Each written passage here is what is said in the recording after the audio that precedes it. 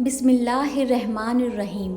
आज हम जिक्र करने वाले हैं कुरान पाक की सबसे छोटी सूरह अल कौसर के बारे में, और ये सूरह कब नाजिल हुई, और साथ ही साथ ये भी जानेंगे कि इस सूरह में किन बातों का जिक्र है और इस सूरह को पढ़ने के क्या फ़ायदे हैं और क्या फजीलतें हैं।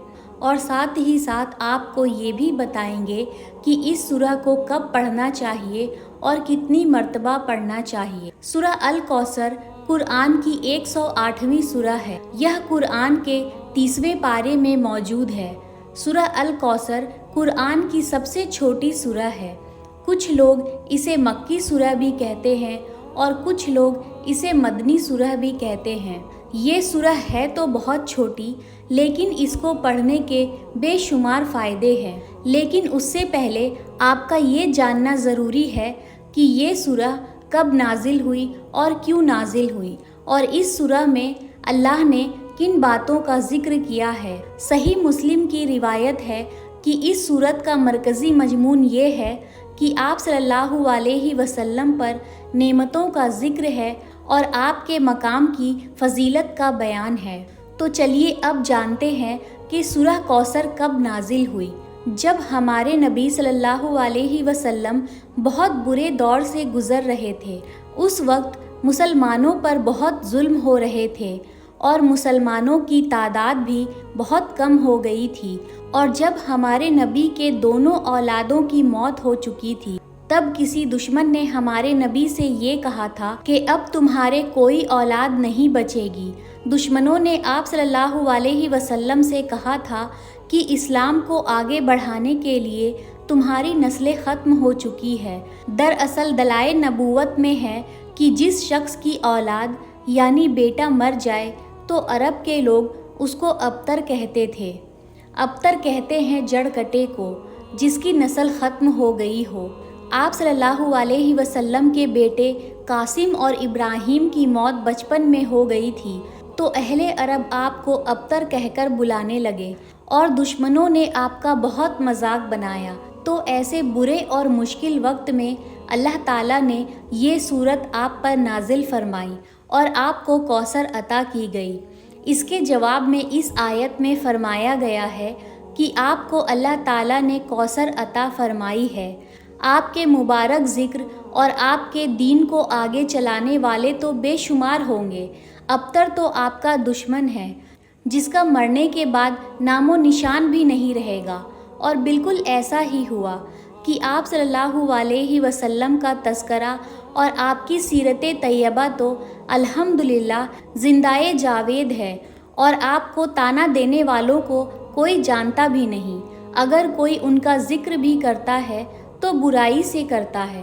तो चलिए अब जानते हैं कि सूरह अल कौसर में किन बातों का जिक्र है। सबसे पहले जो सबसे ज़रूरी बात इसमें बताई गई है कि जब आप किसी को अपनी ज़िंदगी से खो देते हैं, तब अल्लाह उसे किसी और चीज़ में बदल देता है।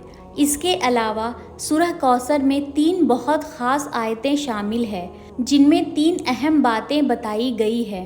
पहली आयत है इन्ना आतैना कल कौसर, जिसका तर्जुमा है ए पैगंबर यकीन जानो हमने तुम्हें कौसर अता कर दी, जिसके मायने ये है कि जन्नत में कौसर नाम की एक नहर है जो जन्नती लोगों के लिए बनाई गई है, जिसके किनारे सोने के होंगे और ये नहर मोती के ऊपर बहेगी, जिसका पानी दूध से भी ज़्यादा सफ़ेद होगा और शहद से भी ज़्यादा मीठा होगा। और आप सल्लल्लाहु अलैहि वसल्लम अपने चाहने वालों को मैदान हश्र में इस नहर का पानी पिलाएंगे। दूसरी आयत है फसल्ली लिरब्बिका वनहर, जिसका तर्जुमा यूँ है कि लिहाजा तुम अपने परवरदिगार की रज़ा के लिए नमाज पढ़ो और कुर्बानी दिया करो। इस दूसरी आयत में ये बताया गया है कि हमें हमेशा अल्लाह से दुआ करना चाहिए और उसी के लिए हमें अपनी सारी चीज़ें कुर्बान कर देनी चाहिए, चाहे वो वक्त हो या दौलत, सब कुछ अल्लाह के लिए ही करना चाहिए। इसका मतलब ये है कि जब आप हर चीज़ अल्लाह पर कुर्बान करते हैं, तब अल्लाह आपको और ज़्यादा देता है। इस आयत में अल्लाह ने हमारे प्यारे नबी को اونٹ کی قربانی کرنے کا بھی حکم دیا تھا۔ اس وقت اونٹ کی قربانی کرنا اپنی دولت قربان کرنے جیسا تھا۔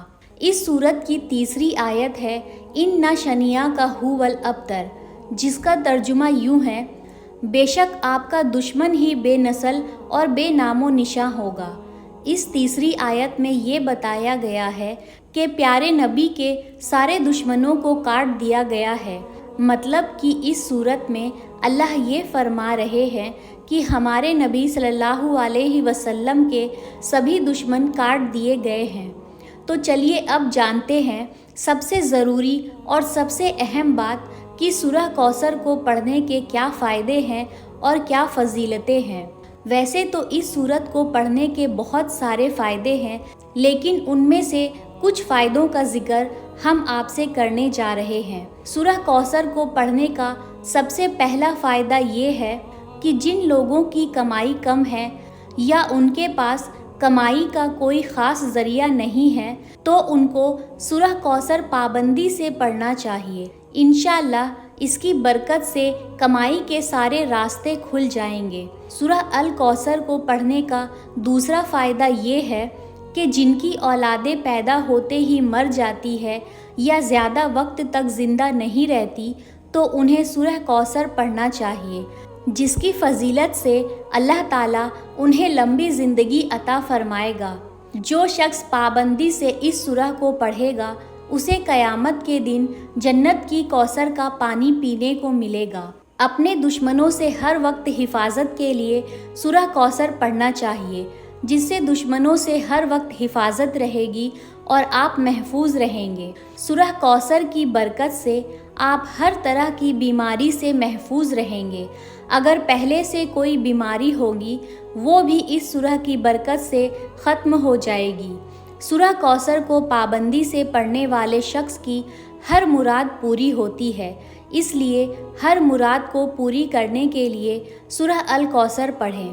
اگر کسی کی شادی میں رکاوٹ آ رہی ہے یا رشتہ ہوتے ہوتے ٹوٹ جا رہے ہیں تو انہیں چاہیے کہ سورہ کوثر ہر عشاء کی نماز کے بعد پابندی سے پڑھے، جس سے رشتے میں آ رہی رکاوٹ سے چھٹکارا ملے گا۔ اگر کسی کی یادداشت کمزور ہے یعنی اسے کچھ یاد نہیں رہتا تو اسے اس سورہ کو ضرور پڑھنا چاہیے، جس سے اس کی دماغی حالت میں سدھار ہوگا اور یادداشت مضبوط ہوگی۔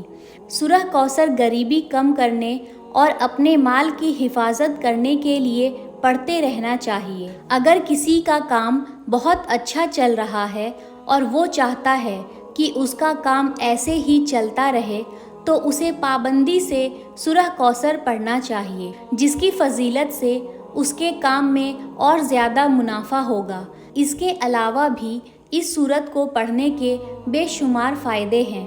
ہمیں چاہیے کہ ہم قرآن پاک کی ہر سورہ کو پابندی سے پڑھیں اور اس میں بتائے گئے راستوں پر عمل کرنے کی کوشش کریں تاکہ ہم اللہ کی عذاب سے بچ سکیں اور ایک بہتر زندگی گزار سکیں۔ تو چلیے اب آپ کو بتاتے ہیں کہ اس سورت کو کب پڑھنا چاہیے اور کتنی مرتبہ پڑھنا چاہیے۔ بہت سے لوگ یہ سوچتے ہیں کہ اس سورت کو پڑھنے کا سب سے اچھا وقت کون سا ہے۔ بہت سے لوگ ایسا کہتے ہیں کہ اس سورہ کو اتنی مرتبہ پڑھنے سے ایسا ہوگا، یعنی کوئی 33 مرتبہ پڑھے گا تو ایسا ہوگا یا کوئی 21 مرتبہ پڑھے گا تو ویسا ہوگا۔ ایسا کرنے یا کہنے سے فرق نہیں پڑتا، فرق یہ پڑتا ہے کہ آپ سورہ الکوثر کو کتنی محبت سے پڑھ رہے ہیں، کتنا دل لگا کر پڑھ رہے ہیں، کتنی خوشی سے پڑھ رہے ہیں۔ اگر آپ سورہ کوثر کو 21 یا 33 مرتبہ پڑھ کر اسے کام کی طرح نپٹانے کا سوچتے ہیں تو وہ غلط ہے۔ آپ سورہ کوثر کو جتنا دل سے پڑھیں گے اور اللہ سے دعا مانگیں گے تو اللہ آپ کی دعا کو ضرور سنے گا۔ پھر بھی ہم آپ کو بتا دیتے ہیں کہ اس سورہ کو پڑھنے کا سب سے بہتر وقت کون سا ہے۔ سورہ الکوثر کو آپ کوشش کریں کہ فجر کی نماز کے بعد پابندی سے جتنا مرتبہ آپ پڑھنا چاہیں پڑھیں، کیونکہ اس وقت پر آپ کا دل اور دماغ بہت شانت رہتا ہے اور آپ کا دھیان صرف اللہ کی عبادت کی طرف ہی رہتا ہے۔ باقی آپ عشاء کی نماز کے بعد بھی اسے پڑھ سکتے ہیں، کیونکہ عشاء کے وقت بھی ہم ہر کام سے فارغ ہو جاتے ہیں اور سونے سے پہلے اللہ کی عبادت کر کے سوتے ہیں۔ اس کے علاوہ آپ کو جب وقت ملے آپ اس سورہ کا ذکر کرتے رہیں، تاکہ آپ کو اس سورہ کو پڑھنے کے فائدے ملتے رہیں۔ بہتر ہے آپ اپنے حساب سے دل سے اس سورہ کو پڑھیں، جس سے آپ ہر پریشانی سے نکل سکے۔ باقی اللہ سے دعا کرتے رہیں، انشاءاللہ آپ کی ہر دعا قبول ہوگی۔ اللہ ہم سب کو قرآن کی تلاوت کرنے، دین پر چلنے اور 5 وقت کی نماز پڑھنے کی توفیق عطا فرمائے، آمین۔